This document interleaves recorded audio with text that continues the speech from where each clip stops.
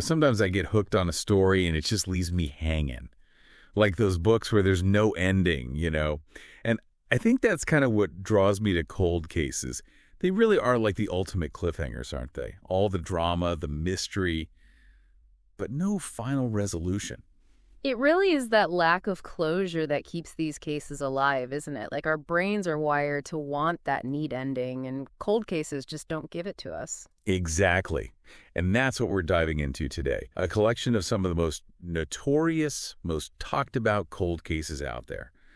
And we're going to go beyond just the surface. We're going to talk about what makes these cases so compelling, the questions that still linger, why they still grip our imaginations after all this time. So we're talking about everything from potential serial killers to people who just vanished in brutal murders. The kind of stuff that really gets under your skin. What I find so fascinating is how these cases go beyond just the time they happened in. Like, they're not just history. They're still being talked about, debated, and there's always this possibility, even if it's small, that they might be solved. It's like we as humans just can't let go of these unfinished stories. It's true. No. Okay, so let's jump right in with a case that I think really embodies that feeling of the unknown, the Zodiac killer. Northern California, late 1960s, early 70s. It all starts with those murders near Vallejo. Betty Lou Jensen and David Faraday, December 68. But it wasn't just the murders themselves, right? It was how this killer, how the Zodiac decided to interact, not just with the police, but with everyone. Right, exactly. Sending those cryptic letters to the newspapers, those ciphers, those weird messages, it all just amplified the fear, didn't it? And it made the investigation this huge public spectacle. Yeah, he made it a game, didn't he? Absolutely. Yeah. And those letters were like nothing anyone had seen before. These complex ciphers, and some of them, amazingly, have been solved, right?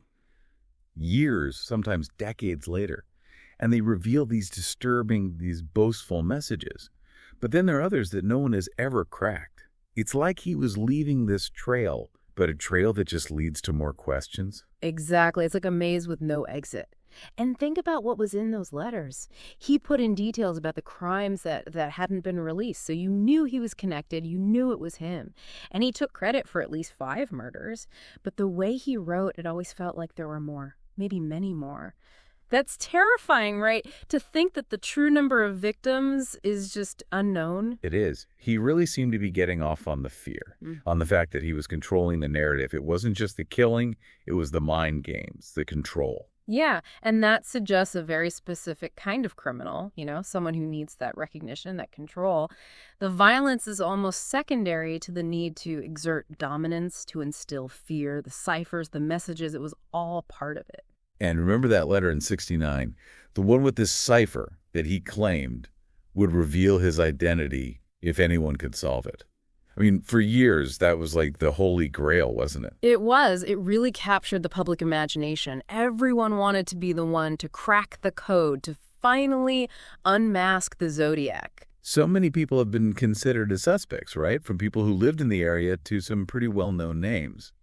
But, as you said, no one has ever been definitively linked. Yeah, that's one of the things that makes this case so frustrating, the lack of that really solid evidence. And then you add in all the time that's passed, the myths, the rumors, it makes it really hard to sift through it all and find something, someone concrete. Okay, here's something that still creeps me out. The chance that he's still alive, I mean, the letters stopped in the early 70s, last confirmed murder was 69, but still, it's possible. It is possible, yeah. I mean, if he was relatively young when he was active, it's definitely possible he could still be out there. And that's a disturbing thought, knowing what he did, the terror he caused. Totally. And we've got all this amazing forensic technology now. DNA, all kinds of things. Law enforcement has looked at the evidence again and again, but still, no real answers. Right, forensic science has come a long way, but you need something to analyze. And with this case, a lot of the original evidence just isn't there, or it's degraded, or it can't be reliably tested. So the Zodiac, a true enigma, a symbol of the unsolved, right? And the questions remain. Who was he? Will he ever be brought to justice? I think those are questions we may never have the answers to, and that's what makes it so compelling, so frustrating. It represents that very real possibility that sometimes, no matter how hard we try, Some crimes just remain unsolved. Okay, so let's shift gears. From the fog and mystery of San Francisco to the bright lights and maybe even darker shadows of Hollywood. Another iconic case, the Black Dahlia. January 1947, Los Angeles. The discovery of Elizabeth Short's body. That was grim. It was just horrific, the way her body was mutilated, drained of blood, that awful smile carved into her face. It was brutal, even for those who deal with crime scenes all the time. And the nickname, the Black Dahlia. It's glamorous, but also tragic. It came about because of her dark hair, the fact that her murder was unsolved, right? And there was even a connection, even if it was loose, to a film at the time. Yeah, the press gave her that name. Her striking looks, the sensational nature of the crime, it all played into it. And that movie, The Blue Dahlia, added to the mystery, made it this dark Hollywood story. And she wanted to be an actress, right? Came to Hollywood with those classic dreams, and it ended so violently, so horrifically. A young woman full of hopes, and it ends in such a nightmare. It's a tragic story that really captured the public's attention. And it made people wonder about what was really going on beneath the surface of Hollywood, that darkness behind the glamour. The murder itself, so strange, so disturbing, that the deliberate posing of her body, the cutting, it suggests someone with a very specific kind of darkness. Definitely. That level of precision with the cuts, the way she was positioned, it suggests someone who either had anatomical knowledge or a deep and disturbing fascination with it. This wasn't just random violence. It was planned, almost staged. Like the Zodiac, the killer, or someone claiming to be the killer, sent letters to the newspapers with details about Elizabeth, a taunting tone. Yeah. It's chilling. Yeah, these letters were different from the Zodiac ciphers, but they still had those specific details, things that hadn't been made public, again, suggesting that it was the killer, adding another layer to it, The horror of the murder wasn't enough. There had to be that psychological manipulation, too. And despite all the suspects, all the theories, no one was ever charged. I mean, this case has been famous for so long, studied by so many people, and we still don't have a definitive answer. It's incredible, really. It really shows how complex these investigations can be. The original investigation faced a lot of problems. Mishandling of evidence, maybe. So many tips flooding in that it was hard to separate the real ones from the fake. The intense media coverage, that can make things harder, too. And there have been so many theories, right? A doctor with a violent past, someone with connections to Hollywood, even the possibility of serial killer operating in LA at the time. It goes on and on. Exactly. With no clear suspect, every theory seems possible. Every book, every documentary, they present a new possibility, but none of them have that irrefutable proof. The public is still fascinated by this case. You see new books and documentaries all the time. True crime enthusiasts, filmmakers, detectives, everyone is still trying to figure it out. The brutality, the fact that it happened in Hollywood, the mystery, it's a story that just grabs you. It's like a real-life film noir, and that makes it even more disturbing. Do you think, with all the advancements in forensics, maybe something could come up, like maybe some overlooked piece of evidence that could be tested now? It's not impossible. DNA technology especially has come so far. It's possible that something that was unusable before could hold the key. But with a case this old, there's always the issue of contamination, degradation. It's a big obstacle. The Black Dahlia. Another case where the killer's identity, the motive, everything just remains hidden. It's a chilling thought. It is. Just like with the Zodiac, it reminds us that some crimes might just remain unsolved, that we might never know the full story, and that's a hard thing to accept, especially for those who want justice, closure. Let's move to a more recent case, but no less tragic. The disappearance of Madeleine McCann. 3 years old, on holiday with her family in Portugal. 2007. Just heartbreaking, and it's a case with so many twists and turns. It is. The thought of a child disappearing from her bed while her parents are just a short distance away, it's every parent's nightmare. The details, the timeline, it's all so crucial in this case. The McCanns, Kate and Jerry, having dinner nearby, checking on the kids periodically, and then Kate goes back around 10 p.m., and Madeleine is gone. The window open, her younger sibling still sleeping. It's just unsettling. So unsettling. The fact that the other children weren't disturbed, it made people think it was a planned abduction. But then there's the open window, which means she could have wandered off, but she was only 3. It doesn't seem likely, does it? Not really. It was unclear from the beginning, and that really made this case hard to solve. And then the search. It was huge, right? All over Europe, private investigators, it became a worldwide story. It did. A young British girl goes missing on holiday. It resonated with people all over the world. The media was everywhere. There was just this outpouring of support, everyone wanting to help, to find her. But that scrutiny, it landed on the McCanns too, didn't it? The early investigation was chaotic. Kate and Jerry were treated as suspects, which must have been awful for them on top of everything else. It was. The focus on the parents by the Portuguese authorities, it really complicated things. Some people believe that it could have even taken attention away from other leads, wasted valuable time. And even though they were cleared, the fact that they were suspects in the first place must have been incredibly difficult to deal with. And so many theories about what happened. Abduction, maybe by some organized group, parental involvement, even some really wild ideas out there. It seemed like everyone had an opinion. That's what happens with these high-profile cases, right? When there's no solid information, speculation fills the void. And then you've got the media, the public, everyone's invested emotionally, and it all just creates this breeding ground for theories. Through it all, the McCanns haven't given up. Still looking for answers, hiring their own investigators, making public appeals. It's incredible. Yeah, it's truly remarkable. They've experienced something unimaginable, and yet they've never stopped trying to find out what happened to their daughter. It shows the strength of that parental bond. In 2011, British police took over the investigation. New leads, new angles, but still, no arrests. It's like we get these glimpses of the truth, but then they fade away. It's incredibly frustrating. You think maybe there's a breakthrough, but then it leads to a dead end. Was Madeleine abducted? Did she wander off? Is she, by some miracle, still alive somewhere? Those questions are still out there. And without solid evidence, you can't rule anything out, which makes it so much harder. It's agonizing for everyone involved. Not knowing, not having that certainty, it's a heavy burden to carry. And then 2020, the case becomes a murder inquiry. A new suspect, Christian B. But even with that, still no charges.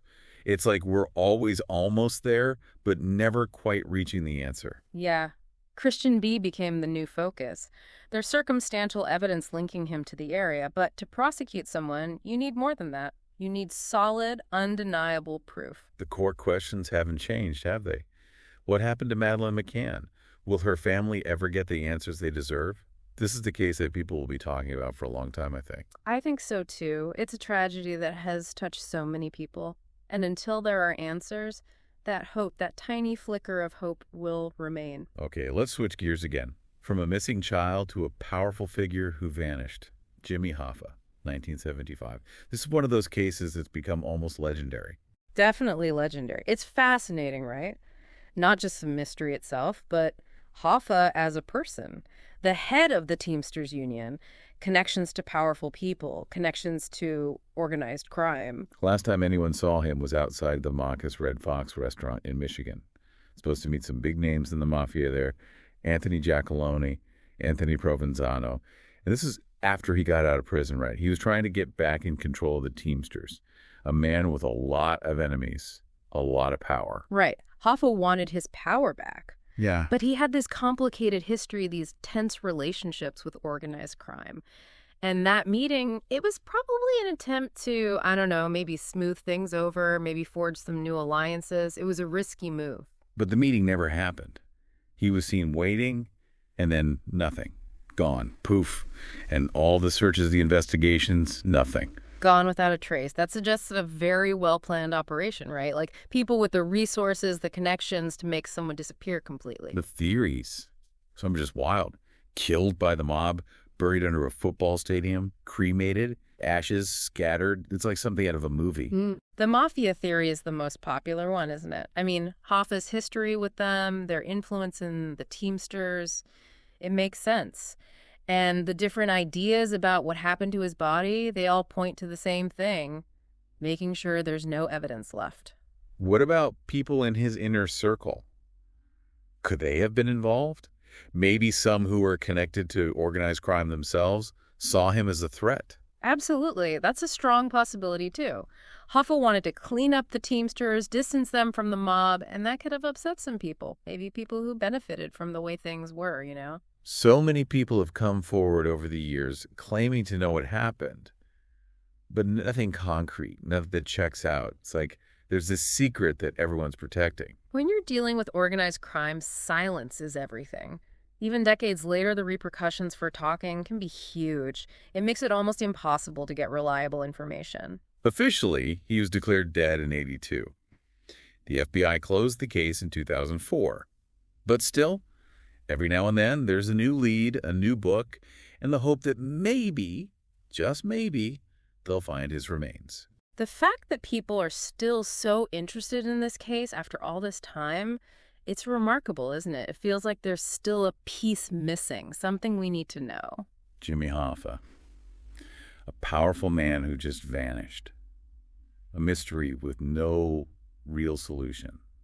And we're still waiting to find out, if we ever will, what truly happened to him. It really highlights the power of organized crime, the darkness that surrounds it, and the fact that we may never know the full truth. That's unsettling. From labor unions to the music world, the murder of Tupac Shakur in 1996, this is one of those cases that's it's shrouded in mystery and speculation, and it continues to fascinate people. Tupac's life cut short so young, his music, his words, they had a huge impact. And the mystery, it just adds to his legend, you know?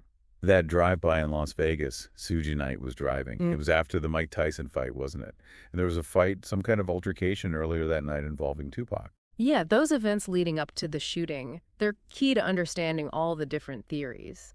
That fight with Orlando Anderson, who was part of the Crips gang, that's often seen as a possible trigger for what happened later. Tupac was. He was a huge personality. He had his own ideas, wasn't afraid to speak his mind. He had his fair share of rivals. And those feuds, especially with Biggie, were very public. He was bold, outspoken, and that made him a target. He was right in the middle of that East Coast-West Coast rivalry, and it was a dangerous time. Things were escalating. The shooting itself. Another car pulls up, shots fired. Tupac was hit multiple times. And yet there were witnesses. Suge Knight was there. But it's always been unclear, hasn't it? Who did it? What exactly happened? It's hazy, yeah. You have these witnesses, but their stories don't always match up. Maybe they're scared, maybe their memories are fuzzy. The chaos of the situation, the time that's passed, it all makes it hard to reconstruct what really happened. And then there's Tupac's own words, right? He said he was shot by someone in a white Cadillac. That's one of the few things that seems consistent. Was it connected to the East Coast-West Coast rivalry? Was it retaliation for something else? Was it gang-related? We're still asking those questions decades later. That rivalry is a huge part of this case. The tension between Death Row and Bad Boy, it was real, it was dangerous. But was Tupac's murder a direct result of that feud, or was it more about something that happened in Vegas that night? That's the question. And then you've got the theories that Tupac faked his death. I mean, it sounds crazy, but there are people who believe it. The Tupac is alive theories, they never really went away, did they? There are those inconsistencies, those little details that don't add up. And I think for some fans, it's easier to believe that he's out there somewhere than to accept that he's really gone. It's amazing to me that no one has ever been charged with his murder. The Las Vegas police closed the case, but the speculation never ends.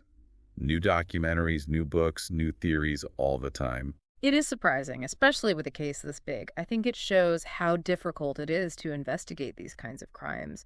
Witnesses who won't talk, the fear of retaliation. Getting solid evidence is really hard, especially in the world Tupac was part of. So Tupac's murder, still unsolved. Who did it? Why? It's like a puzzle with a bunch of pieces missing. And those missing pieces, they're part of what keeps people fascinated, trying to figure it out. It's a tragedy, but it's become this puzzle, this unsolved mystery that people can't let go of. Let's go back in time now to something truly chilling, truly bizarre. The Axeman of New Orleans, 1918 to 1919. He terrorized the city, and he did it with a level of, I don't know, theatricality that's just creepy. Yeah, he was terrifying. And it wasn't just the violence, it was the way he played with the public, sending those strange letters to the newspapers. It was psychological terror on top of the real physical danger. The way he chose his victims, his method, it was brutal. Breaking into homes, usually those of Italian immigrants, attacking them in their sleep with an axe. Yeah, he seemed to be targeting Italian immigrants specifically, which is really disturbing. It suggests a possible motive based on prejudice, but that's never been proven for sure. And the fact that the victims seemed to be chosen at random within that community, it just made the fear worse. And those letters, I mean, that's what really got to people, right? They added this whole other dimension to the terror. Definitely. They were so arrogant, so creepy. He was bragging about the murders, reveling in the fear he was causing. It showed that he wasn't just a killer, he was enjoying the chaos, the disruption he was creating. The first victims we know of, Joseph and Catherine Maggio, May 1918. And then after that, it was just sporadic, unpredictable. I can't even imagine how hard it must have been for the police to try to figure out who he was, where he'd strike next. It must have been almost impossible. There was no pattern, no real way to predict what he'd do next, who he'd target. And there wasn't much evidence left at the crime scenes either. They were working in the dark, basically. Then there's that letter. In March of 1919, this is where it gets really weird. He threatens to kill again unless the whole city plays jazz music on a specific night. I mean, what? That letter is one of the things that makes this case so unique, so strange. It's not your typical serial killer behavior. And the way he phrased it, it was like, even if you played jazz, you weren't necessarily safe if he didn't think you were truly enjoying it. That just adds to the creepiness, doesn't it? It's like something out of a horror movie. And get this, the city actually did it. The night of the Axeman. Jazz bands playing everywhere. And no murders that night.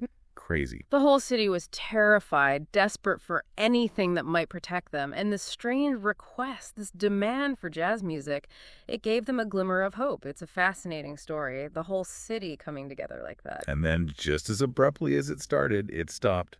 No more murders. He was never caught. We still don't know who he was. The sudden end to the killings, it's one of the biggest mysteries of the case. Did he leave New Orleans? Did he die? Was he arrested for something else? We just don't know. Was he an immigrant seeking revenge? Did he hate Italians? Was he just a random killer, someone with no clear motive? All those theories are still out there. There's no shortage of theories, but without any real leads, any survivors who could identify him, it's impossible to say which one is right. The Axeman of New Orleans? Horror, mystery, it's all there. And it's a story that's become part of New Orleans, hasn't it? Inspiring books, movies, songs. Definitely. That jazz letter, it's iconic. It's one of those things that makes this case stand out. It's scary, it's fascinating, and it shows how much power the unknown can have, you know? Okay, let's go back to the Black Dahlia for a minute. I know we talked about her already, but there's so much to this case, so much to unpack. We talked about the brutality of the murder, but Elizabeth Short's life, the whole Hollywood scene at the time, it all adds to the intrigue, doesn't it? Absolutely. It goes beyond just the crime itself. Elizabeth Short, her story, her dreams, and then the backdrop of post-war Hollywood, that glamorous world with a dark side. It's a potent combination. She came to Hollywood wanting to be a star, but she struggled, right? Doing odd jobs to get by.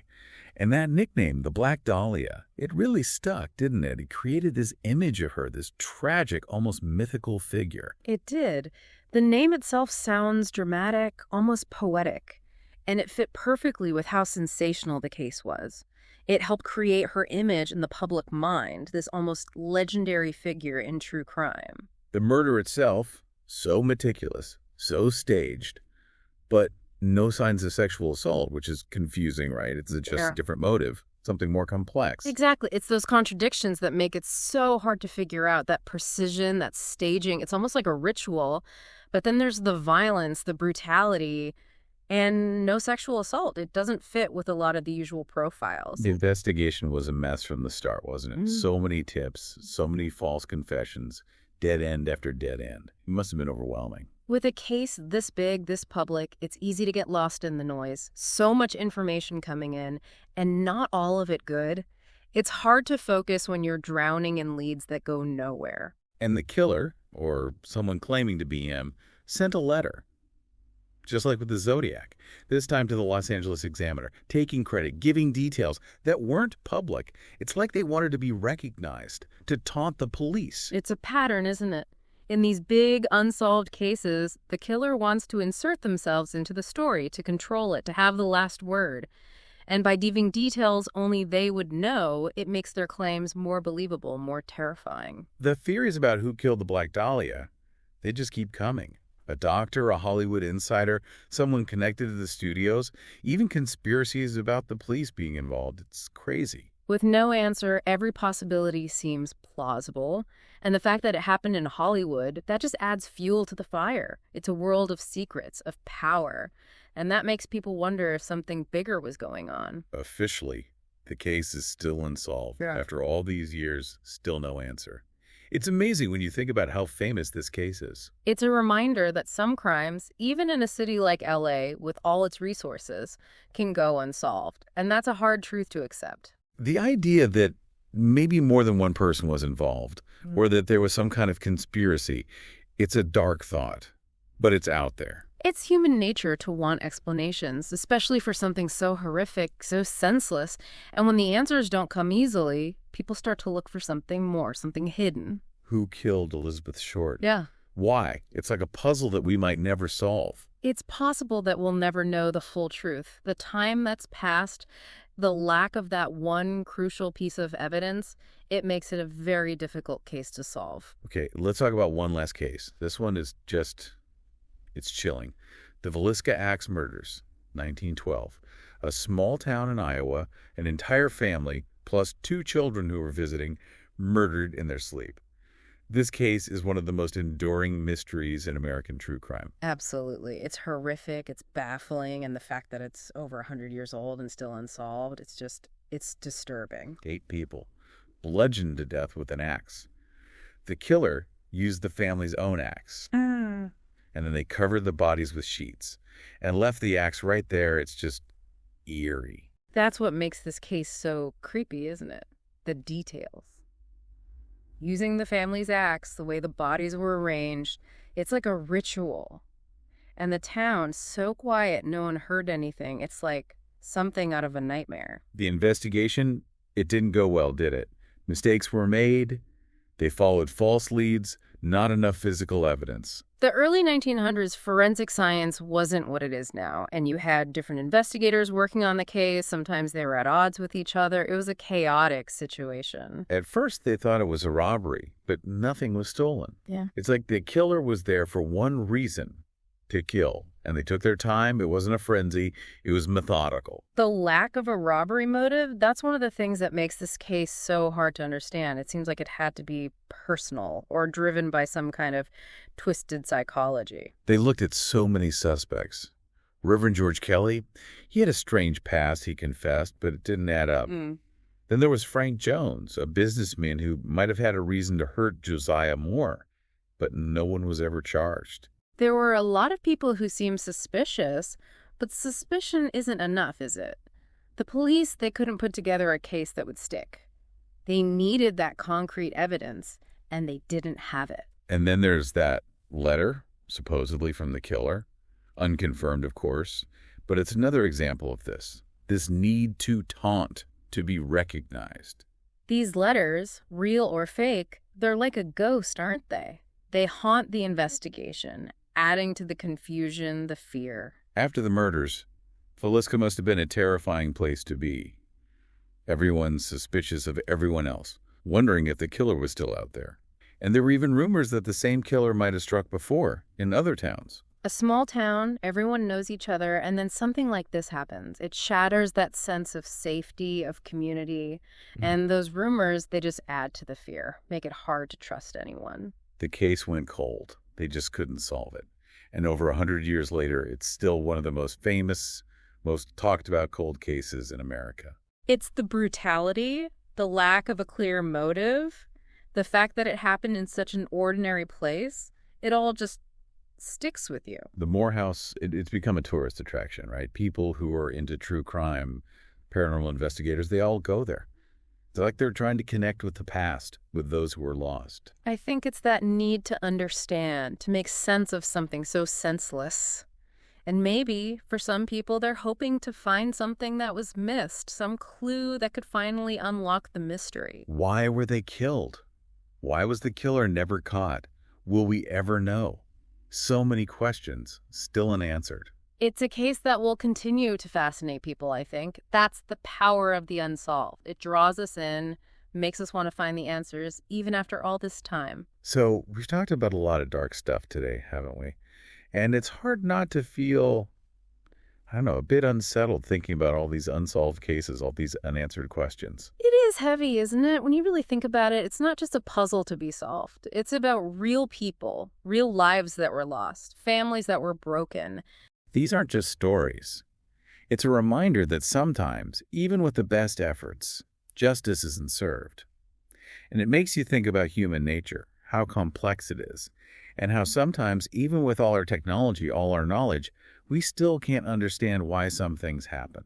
That's true. And I think these cases, they force us to confront the limits of what we know, what we can do. And they remind us that sometimes the answers we're looking for just might not be out there. But even without answers, these cases are still important, aren't they? They keep us thinking, keep us searching for the truth, and most importantly, they keep the memories of the victims alive so they're not forgotten. Absolutely. We keep talking about them, analyzing them, looking at them from new angles, and maybe one day we'll find something new, some breakthrough.